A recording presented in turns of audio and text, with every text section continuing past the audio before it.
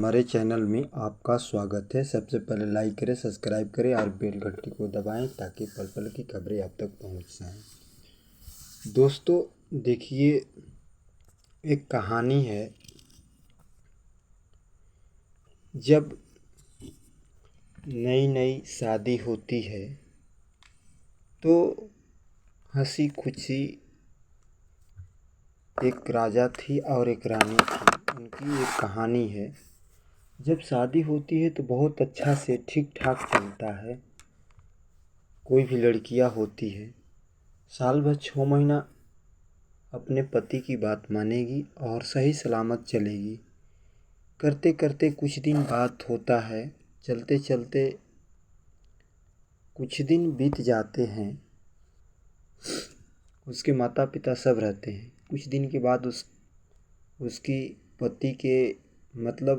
पति के उसकी माँ गुजर जाती है। गुजरने के बाद सबसे बड़ी रहती है उसकी बहू। तो उसके फादर रहते हैं यानी ससुर रहते हैं और पति रहता है। कुछ दिन करते करते कहानी चलती है। 12-14 साल बीत जाता है।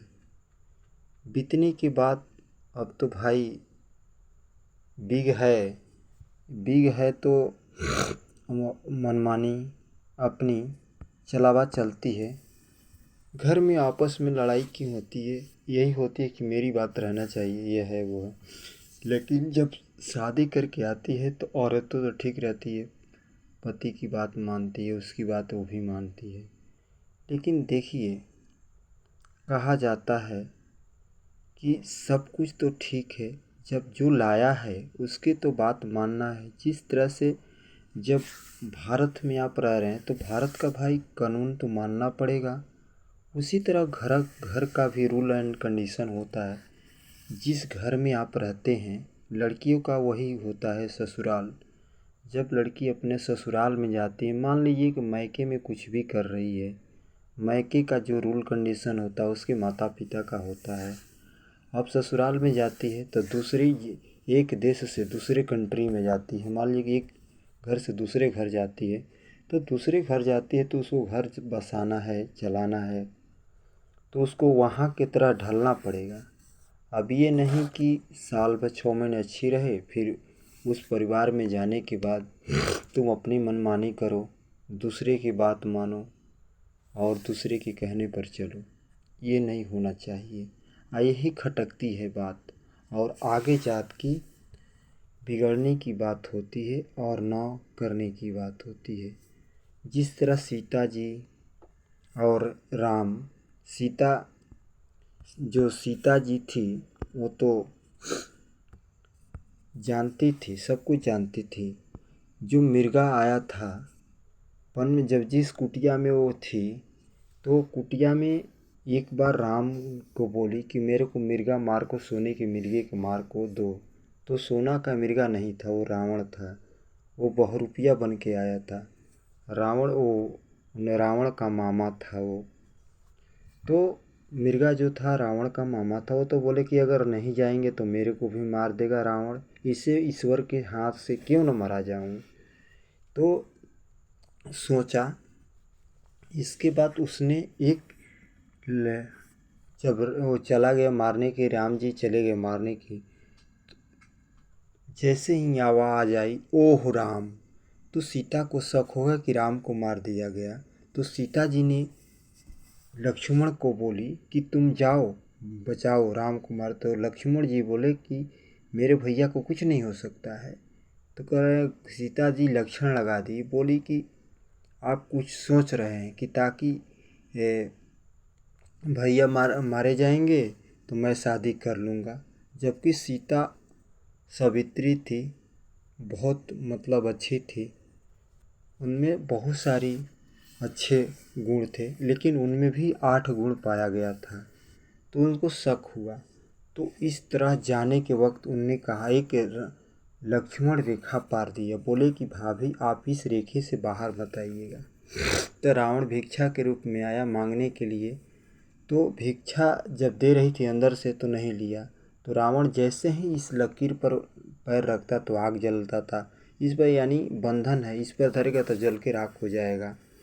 तो भाभी का जो लक्ष्मण की बात नहीं मानी सीता जी ने, जैसे ही बाहर आई तो अपहरण करके लेके चला गया रावण, और उसके द्वारा युद्ध हुआ और बहुत सारी कहानियाँ चली। तो उसी तरह दोस्तों, जिस घर में परिवार में रह रही हो तो आपको वहाँ का कहना मानना चाहिए, पति के कहना मानने चाहिए। ये कि नहीं तुम उसमें आकर राज चलाने लगो। राज तो ठीक है, लेकिन उस राजा की जो लड़के की माँ थी कुछ दिन के बाद गुजर जाती है, और पत्नी मनमानी करती है। अब पति को कोई भी बात नहीं मानती है। 2-4 रुपये कमाने लगती है तो सोचती है कि अब मैं तो बाहुबली हो गया। अरे भैया, देश में तो बहुत सारे लोग होते हैं, पैसा किसी का मूल्य नहीं रखता। पैसा आता है जाता है, सामान उसी की होती है। औरत का सामान पति ही है, जब पति नहीं रहा तो उसकी सामान सब छिन जाता है। लेकिन वो मानती नहीं है। पति के मना करने के बावजूद वो लक्ष्मण रेखा पार कर जाती है। वो मना करता है कि यहाँ मत जाओ, यहाँ मत करो, ये काम मत करो। वो नहीं मानती है, वो दूसरे घर चली जाती है और वो जो उसका कार्य है करती है। तो ये भैया, जब वो मना कर रहा है कि यहाँ मत जाओ तो वहाँ क्यों जा रही हो? उसके खिलाफ में जा रही है और दिखाकर। तो खिलाफ जाने का मतलब कि गलत बात है, ये नहीं करना चाहिए। उसकी बात मानना चाहिए और उसके द्वारा ही आगे आपको चलना चाहिए, क्योंकि वही तो लाया है आपको।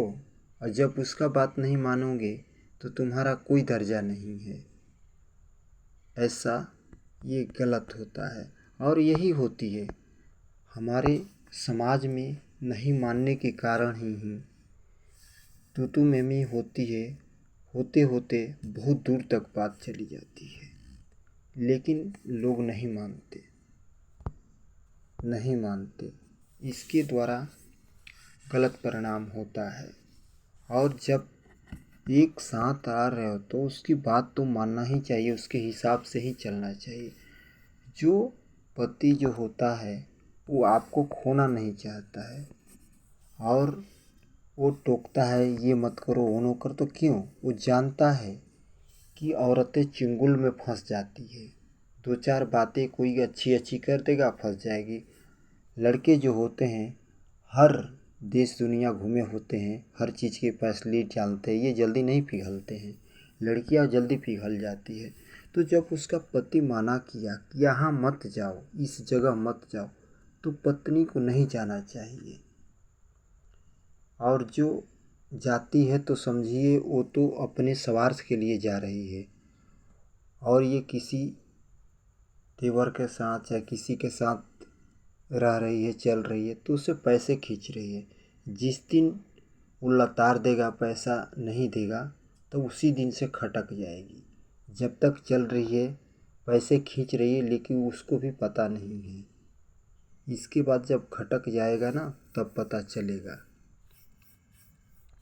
और अपनी मनमानी, वो कहा जाता ना, एक दिन ना एक दिन आपका हर किसी का राज हमेशा एक समान नहीं चलता है। एक दिन ना एक दिन आपको उसी जगह आना है जहाँ, जो कहा जाता है ना, दुनिया मेढक एक कुएं में रहता है तो लगता है कि पूरी दुनिया इतने में ही है। जब मेढक एक दिन बाहर निकलता है तब उसको पता चलता है कि दुनिया बहुत बड़ी है। तो तुमने बात नहीं मानोगे, जिस दिन वो लताड़ेगा तो फिर इसी पति के पास आओगी। तो इसलिए अब तब उस समय क्या होगा, आप घर के ना घाट के रहोगे, कहीं के नहीं रहोगे। इसलिए हमेशा आदमी को सावधान और अलर्ट रहना चाहिए, और मिलजुल कर हंसी खुशी से रहना चाहिए। लेकिन कुछ लोग पैसे के लोभ में इधर से उधर भटक जाते हैं। तो भटकने के कारण यही होता है। अरे जितनी शक्ति उतनी भक्ति, ज़्यादा लालची नहीं बनना चाहिए। मनुष्य को ऊपर से ही भगवान बना कर दिए हैं कि आप इस तरह चल लो और इस तरह ही चलना चाहिए। तो ये लोग होते हैं थोड़ा पिघल जाते हैं, पैसे के पीछे भागते हैं। पैसे भागने के मतलब होता है कि बहुत दिक्कत होती है आगे चलकर, इसलिए हमेशा सावधान रहना चाहिए, अलर्ट रहिए। और कहते हैं सातों जन्म तक प्यार करेंगे और 7 फेरे लगाएंगे, उसमें 7 वचन दिया जाता है। जब शादी होता है हिंदू धर्म में तो 7 वचन कहा जाता है, पत्नी का पति का दोनों का वचन होता है और 7 फेरे लगते हैं। वो तो होती है, लेकिन कौन करता है? फिर बाद में हो जाती है, इसके बाद सब खत्म हो जाता है। फिर पति को ही बोलती है मर जाओ फर पर जाओ, क्या क्या बोलती है। अरे भैया, जो विधवा औरत होती है उससे पूछो कि क्या होता है पति नहीं रहने के बाद। 16 सिंगार पति के ऊपर ही औरत की रहती है, और जो भी है खुशी है जो भी है वही है। अगर जिस तरह गाड़ी का एक पहिया टूट जाता है, निकल जाता है तो नहीं चल सकती, उसी तरह ये गाड़ी का रिमोट कंट्रोल वही होता है। जिस तरह से एक ड्राइवर अपनी गाड़ी चलाता है, क्योंकि स्टीयरिंग जो भी चीज़ें हैं उसी के हाथों में है। अगर वो नहीं चाहेगा तो नहीं चलेगी। आप कब तक चलाएंगे? जब तक नहीं चल सकती है। इसलिए सबको मिलाकर लेके चलना पड़ता है। इसके लिए थैंक यू दोस्तों।